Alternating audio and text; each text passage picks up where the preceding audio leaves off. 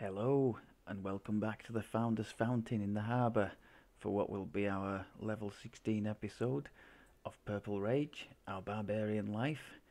And yes, it did take me one or two times to get myself sat down on top of this a precarious looking pile of boxes. So, level 16, nothing earth shattering to report here. I'm making good use of our little teleport guard mask to move ourselves around because we don't have any UMD for the first time in a long time.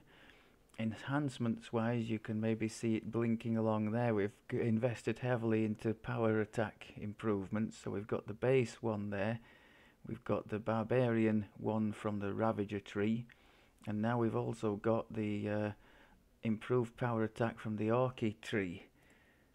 I wasn't too sure which one I should go for first. I could have got another 20 strike through, which would have had us guaranteed to hit 3 targets every swing. But I was thinking to myself that's assuming there's always 3 in front of me to hit. So maybe we should go for the damage first. So power attack and 2 to hit and damage, and then save the strike through for last. I would like that. To be guaranteed to hit 3 things every time seems like a good place to be. I'm guessing that might come along anyway with the perfect two-handed fighting. Let's just give that a quick look, see what that brings.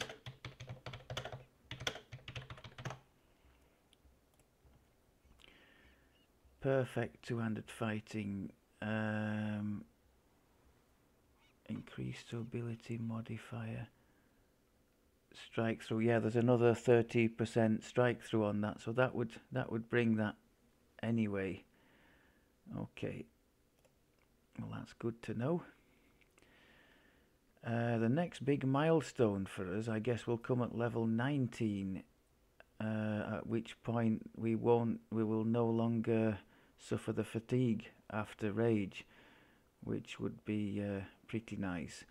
Although the appearance of the fatigue, the little icon, and the slowdown of the character invariably reminds me that the rage has ended.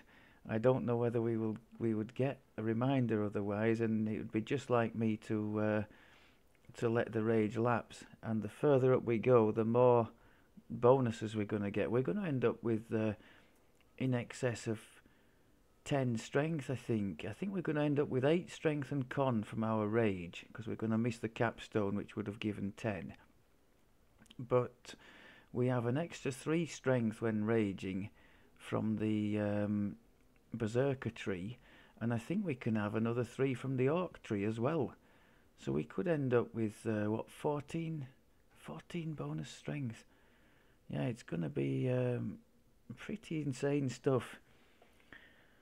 One of the bear parties just asked me how I'm going along with the build, and the words I used were what I've used in an earlier episode: wrecking ball. Yes, in Giant Hold and in recent quests I've had to keep it to Reaper 1, but only because we have no healing whatsoever, just this temporary blood tribute thing. And even so, the only times we ever look to be in any degree of trouble at all are things that would trouble most builds, even the ones with healing, I think. Namely the ticking damage over time that some of these nasty red crowns can put on you. You know, ticking so high that it puts you into difficulty. But aside from that, he's just been a breeze to play. And this is from me who doesn't really know too much of melee at all. The basic strategy, keep the trans up for the damage and tactics DCs, make good use of the stun and the trip. We can hit several targets with both now. Keep the rage going and the rage potion, the 2 stack, and then invariably when a Reaper comes up, or a bit of a big group, sometimes I'll hit both boosts together, and for a nasty Reaper I might, or an end boss, I'll put the uncanny dodge on. and we've done really well. I'm quite impressed. I was in two minds whether to try and do Madstone, because on a melee, I was thinking, with no source of range damage at all, how am I going to be able to guard the area? I've no heals to give the giants, I've no invisibility to give to them to kind of trivialise the quests in the Madstone in Heroic. So I was really wondering. I thought, come on, man up, give it a go, and he did really well. The second giant, the second crystal smashing was a bit of a pain. I think once the giant reset, but we did okay then. And then the third one, I found a use for my little dart thing here, because obviously it's never going to kill anything. I just kind of plinked each one once up at the top level, where they sit at the top, don't they, firing down on the giant for the third crystal. And once I'd done that and they were focused on me, I just dropped down, as I've been taught to do by others far wiser than I. And because they were focused on me and they couldn't hit me because I was down down on a lower level, they didn't fire on the giant either. So they were just left up there twiddling their thumbs, and nothing was coming through the bottom section because the skeletons were blocking it. So that was great, and I was very happy to get the completion there. What else have I got noted? Oh yeah, just in passing, a bit of a pet peeve of mine, or a grumble, if you will. Having just finished the giant hold, and for the umpteenth time realised the loot in there, like plenty of other areas, is utter garbage. I would love for them to continue on. They seem to have shelved it for now, with the sort of loot revamp side of things. Maybe they're not paying quite so much attention to it, because now we have a decent pool of low epic stuff to go at, between 20 and 21. Between the Red Fens and Salt Marsh stuff, we can upgrade to epic 20, the Borderlands weapons, and then for 21 you've got Borderlands gear. So I guess people can just equip all that and go through from 20 to 29, or to the cap, as I do with purple. So maybe that's a reason why. But I'm just thinking, the whole thing in epic, really, after the Borderlands, you've got everything in Evening Star, the Evening Star 1, 2, 3 chain, Druid's chain, High Road, Giant Hold, 3 Barrel Cove with the exception of Gibbers, Wayloon, Stormhorns. All of it, the loot is pretty well garbage to my mind, and it would be lovely to see some kind of a rework, and other than having named items pop up and you just think, oh hey, yeah, there's another feedable. That's my pet peeve out of the way. Right, I think I mentioned about the enhancements already, didn't I? Yeah, the power attack from the Orc tree is the latest to have been added. We've also got the second tier of Orc weapon training there. So that's what I'm focused on now, going up towards the epics. We're going to build up everything we can, take all this line. I quite like the look of the additional strength while raging there. 20% damage to helpless. It's only 1 point, so we might as well pick it up, I guess. And it is quite a big deal just for 1 point at the top of the tree. 20% extra is very nice, but our only source of helpless damage is the stunning blow. The trip does not cause helpless, so that's worth bearing in mind. And then we've got the big crush attack as well. I'm looking forward to seeing how that goes, because we've nothing else on that scale. It's guaranteed to be a crit. Now that would work very well with the axe line, wouldn't it? Like the what's it called? The thing I was contemplating switching to, Rift Maker, is it, the axe? where we would have had a ×6 critical multiplier. I mean, that would have just been ridiculous. I do have, as mentioned, a drow axe of the Weapon Master. I would be very happy to switch to that from level 21, because I think flavour wise that'll look awesome. It's like a dark thing, isn't it? Kind of in tune with the smash and crash play style we've adopted throughout the whole of this life so far. Right, we took on the devils and things in the level 13 quest, didn't we? Sorry, 15, wasn't it? It was Amrath. So maybe I thought we could have a go at the Grim and Barret here. My legendary druid Fools has been through here plenty of times testing himself. It's usually where I go to kind of test where I'm at with a build, so he kind of knows it like the back of his hand. But I do have a history of getting absolutely mauled in this quest as well, going up through heroic. Reaper 1 on this, with the amount of opponents that's involved, is no picnic. So if we manage to do this and look reasonable doing it, I'll be happy, especially considering we've no healing outside from our potions of cure serious.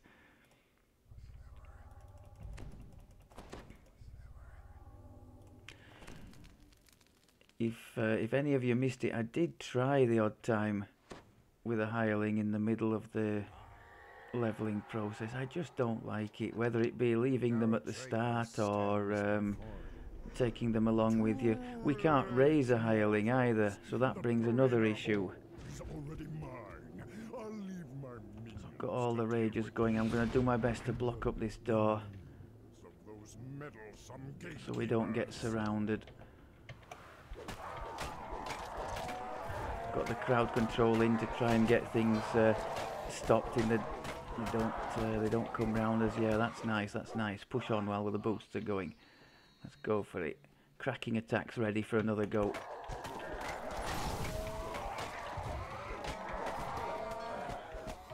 Got a little stun in there. That's beautiful. Go, go. Still got plenty of temp hit points. Haste boost is coming off cooldown, as is the cracking attack. Go on, hit him. You might notice I'm throwing in the crowd control in and amongst. Roar can be heard down the hallway below.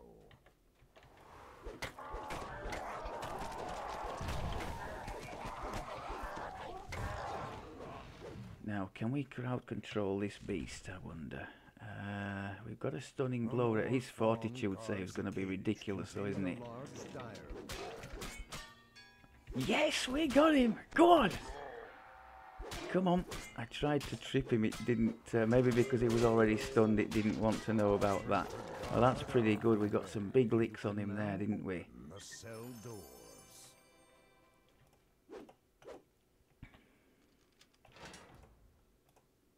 The bear nods and says, "One last thing.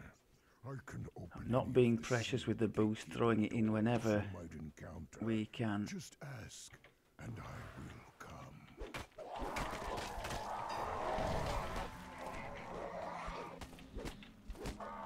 Go on, get him. Yeah.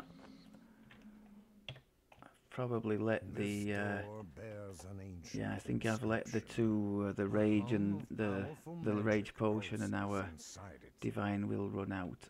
I'll get everything charged back up again when we're just about to go through the door. Do I want to go through all that trap section? No, I don't. Let me know if I can be of any additional assistance.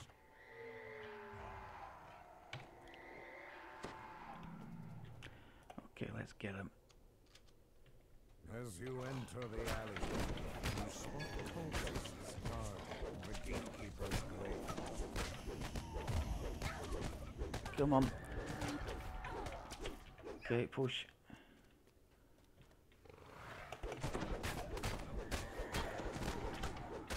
we took a bit of damage there. That's not ideal.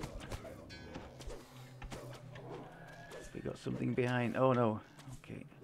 Let's just have a little pause here. Picking up souls because our little divine will thing does use mana. Okay.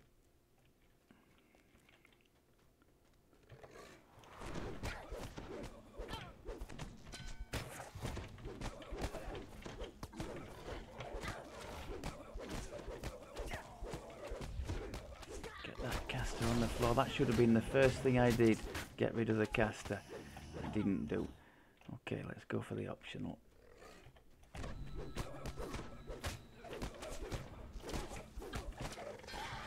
Saw an acid arrow, so I've renewed the blood tribute in anticipation of damage.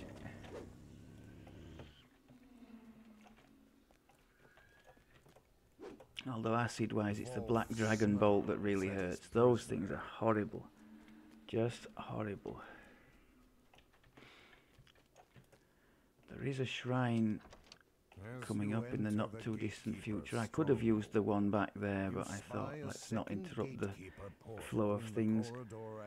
Let's renew our ragey and boosty things. Of the shattered door drift down around you.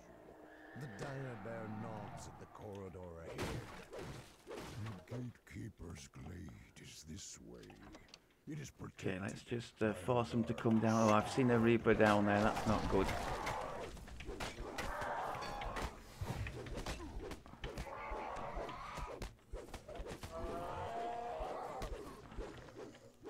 Yeah, he gave us a good hammering, didn't he? We push on here. I'd like to funnel them down this corridor if possible.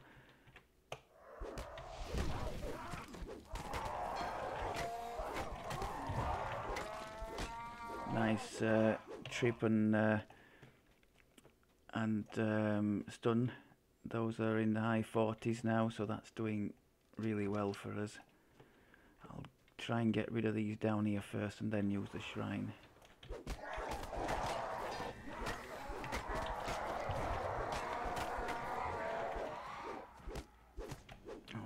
So yeah, even against a reasonable sized group like that, if we do the trip and then the stun, assuming we get 3 with each, I think we can really make some inroads and stop them from overwhelming us, which is nice. Especially if we've got a haste boost going. Anything that gets knocked down or incapacitated is in trouble.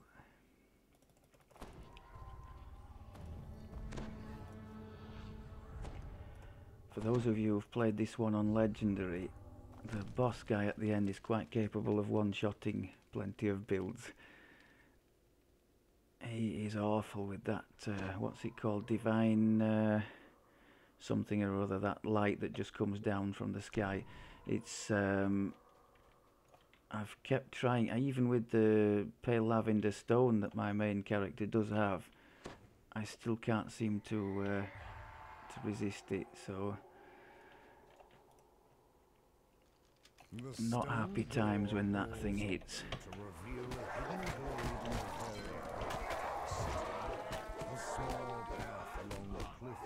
Nice job. Can we get these second lot while the boost is still going?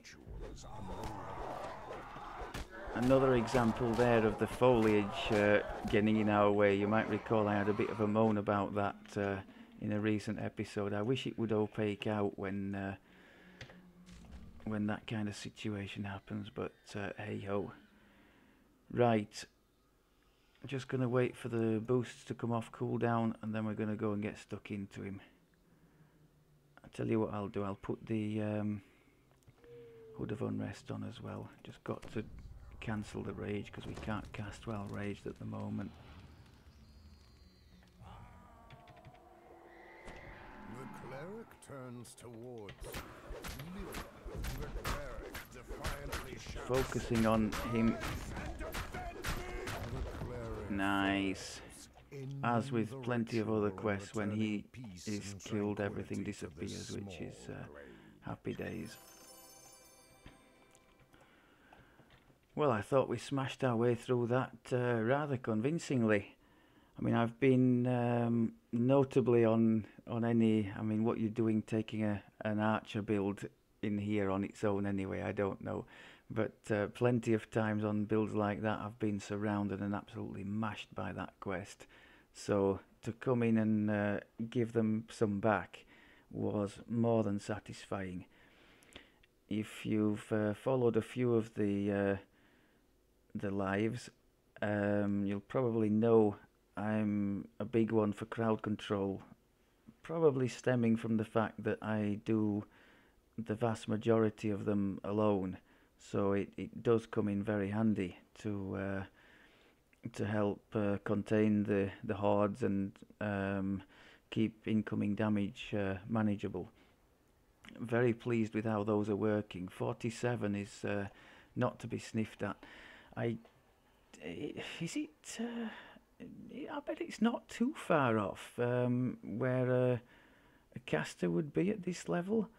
I mean, if you're talking spell singer bard, I bet that would be well into the 50s by now. But I think, given that we haven't got, I mean, you could have fighter past lives, I think, for tactics DCs, and I think you could also have, there's an epic thing, isn't there, for up to +6 on tactics, which we would have to swap out double strike for it, so that's arguable, but certainly possible, and that could have us into a really favourable area on the tactics.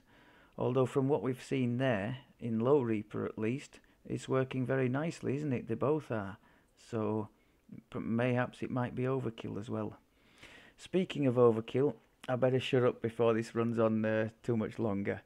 Thank you very much as always for looking, and I will speak to you in the next one. Take care.